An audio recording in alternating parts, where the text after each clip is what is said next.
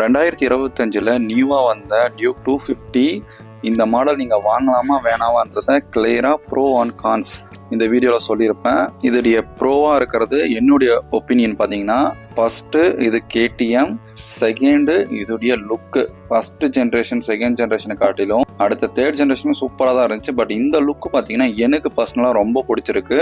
Look wise எல்லா வீடியோவில் சொல்கிற மாதிரி தான் சப்ஜெக்டிவ். அதுவும் இப்போ வந்த மாடலில் 390 போலவே அந்த சைடில் வந்து DRL கொடுத்துருக்காங்க LEDயில். இது உண்மையிலே வந்து நல்லா தான் இருக்குது. நெக்ஸ்ட் பார்த்தீங்க அப்படின்னா இது 249.07 cc 30.57 PHP 9250 RPMலையும் 25 Nm டார்க் வந்து 7250 RPMலையும் ரிலீஸ் பண்ணுது. இந்த வண்டி வாங்குற மெயின் எல்லாருமே பர்ஃபார்மன்ஸாக எதிர்பார்ப்பீங்க. ஆமாம், உண்மையிலே வேற லெவலில் இருக்குது பர்ஃபார்மன்ஸு இந்த 250 cc-ல. அதுவும் இல்லாமல் இதுக்கு முன்னாடி இருக்கிற ஜென்ரேஷன் மாதிரி இதுக்கு இன்ஜின் கிடையாது. இது வந்து அந்த பவர் டெலிவரி லீனியரா இருக்கும், நல்லாவே இருக்கு. பிளஸ் பாத்தீங்கன்னா இதோடைய இன்னொரு பெரிய பிளஸ்னா வைப்ரேஷன் தான். இதுக்கு முன்னாடி ஒரு சட்டன் ஸ்பீட்ல போறப்போ வைப்ரேஷன் குயிக்காவே ஸ்டார்ட் ஆயிடும். இதுல கொஞ்சம் லேட்டா தான் ஆகுது. அதுவும் வைப்ரேஷன் கம்மியாவே இருக்கு, ஸ்மூத்தா இருக்கு சொல்ல போனா இந்த இன்ஜின். சார் எவ்வளவுதான் டாப் ஸ்பீட் போடும் அப்படின்னு கேட்டீங்கன்னா ஆன்லைன்ல கம்மியா தான் சொல்லுவாங்க. பட் ரியலாவே இதோடைய டாப் ஸ்பீட் நான் போய் பார்த்ததுன்னா உங்களுக்கு 150க்கு மேல போகுது, 155 கூட போகுது, அதுக்கு மேலேயும் போகும். நீங்க கொஞ்சம் லாங் ஸ்டிச் கிடைச்சிச்சுன்னா. ஃபியூச்சர்ஸ் எடுத்துக்கிட்டீங்க அப்படின்னா உங்களுக்கு Bluetooth facility, assistant and slipper clutch, 15 litre petrol capacity, front suspension பாத்தீங்கன்னா உங்களுக்கு 43 mm, பேக் சஸ்பென்ஷன் வந்து மோனோ ஷாக்ல 10 mm, ஸ்டெப் அப் வந்து கொடுத்துருக்காங்க.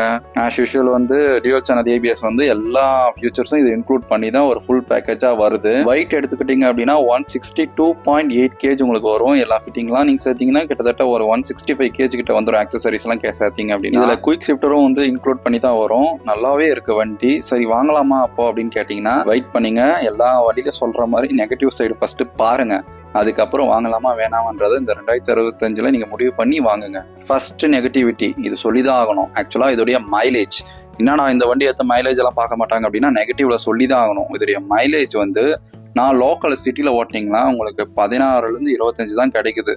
ஏன் வண்டி தான் அப்படி கிடைக்குதான்னு தெரியல. நீங்க வச்சிருந்தா உங்களுடைய மைலேஜ் கீழே கமெண்ட் பண்ணுங்க. நீங்க ஓட்டுற ஸ்டைலை பொறுத்து இது வேரி ஆகும். ஆனா 16 to 25 தான் சிட்டிக்குள்ள எனக்கு கிடைக்குது. ஹைவே போனீங்கன்னா எனக்கு மேக்சிமம் பாத்தீங்கன்னா 31. நீங்க அப்படி இப்படி ஸ்லோவா ஓட்டினீங்க அப்படின்னா 31, 32 தான் கிடைக்குது. அதுக்கு மேல எனக்கு கிடைக்கல இந்த மாடலுக்கு. ஏன்டா மைனஸ் அப்படி சொல்றேன்னா, டாமினார் 400 எனக்கு வந்து ஓரளவு ஓட்டி ஒரு 25 to 28 அட்ஜஸ்ட் பண்ணியாவது ஓரளவு எடுத்துட்டு வர முடிஞ்சு. பட் இது 250 cc வச்சுட்டு அவ்வளவா வரலன்னா கொஞ்சம் கஷ்டமா தான் இருக்கு எனக்கு. அப்படி போகுதா சூப்பர். அப்படி அப்புறம் மைலேஜ் புரிஞ்சுக்கிட்டு போகும்போது பெட்ரோல் புரிஞ்சுக்கிட்டு தான் சார் இருக்கும். அடுத்த நெகட்டிவ் பார்த்தீங்கன்னா அந்த சீட்டு தாங்க. சீட்டு வந்து கொஞ்சம் ஹார்டாக தான் இருக்குது. பின்னாடி உட்காரவங்க அதை பிடிச்சிட்டு தான் உட்காருவாங்க. இருந்தாலும் ஓகே. பட் இதில் வர்றவங்க காலேஜ் பசங்க அது மாதிரி தான் வாங்குவீங்க. ஸோ அவங்களுக்கு கரெக்டாக இருக்கும். மற்றபடி சொல்கிற அளவு கிடையாது. சீட்டு கொஞ்சம் ஹார்டாக தான் இருக்குது, அது நீங்கள் சேஞ்ச் பண்ணிக்கலாம்.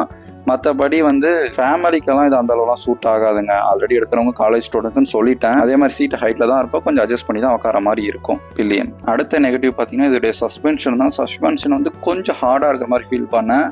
இது பார்த்தீங்கன்னா ரெண்டாவது நெகட்டிவ். நான் ஹைவேல போகிறப்போ ஒரு லைட்டாக வாபலிங்கை ஃபேஸ் பண்ணேன். 150க்கு மேலே போகிறப்போ இது காமனாக எல்லா வண்டியிலும் வர்ற விஷயம் தான். ஏன்னா வெயிட் கம்மியாக இருக்கிறனால தான். அதனால தான் டாமினாரில் வெயிட் அதிகமாக கொடுத்துருப்பாங்க. ஸோ லைட்டாக வாபலிங் இருக்குது. கொஞ்சம் சேஃபாக ஓட்டுங்க. ஏன்னா நீங்கள் ஓட்டுறது KTM ஏர்லைன்ஸ்ன்றதை மறந்துடாதீங்க. அடுத்து பர்சனல் நெகட்டிவ்னு பார்த்தீங்க அப்படின்னா இதோடைய ஹைட்டு தாங்க. ஹைட்டாக இருக்கிறவங்க இந்த வண்டியை ஓட்டினீங்க அப்படின்னா கொஞ்சம் குட்டிஸாக தான் இருக்குது. பட் வந்து ஓகேவா இருக்குது. ரொம்ப அழகாக இருக்கலாம் கேட்டால் கிடையாது. ஓகே, எனக்கு வண்டியை பிடிச்சிருக்கு. ஆனால் அதுக்கு என்ன பிடிக்கலன்னு தெரியல. வண்டி கொஞ்சம் சின்னசாக இருக்கிறனால கொஞ்சம் லுக் வைஸ் வந்து கம்மியாக தான் இருக்குது. ஆமாம், நான் எல்லாருக்கும் மெயின் நெகட்டிவ் பார்த்தீங்கன்னா அதோட ப்ரைஸ் தான். 2,75,000 ஆன் ரோட் சென்னை வரும். இந்த ப்ரைஸுக்கு வந்து NSலாம் காம்படிட்டிவ் இருக்குது.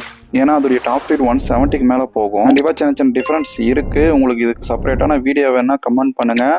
ஏதாச்சும் டவுட் இருந்தாலும் கமெண்ட் பண்ணுங்கள். அண்ட் தேங்க்ஸ் ஃபார் வாட்சிங்.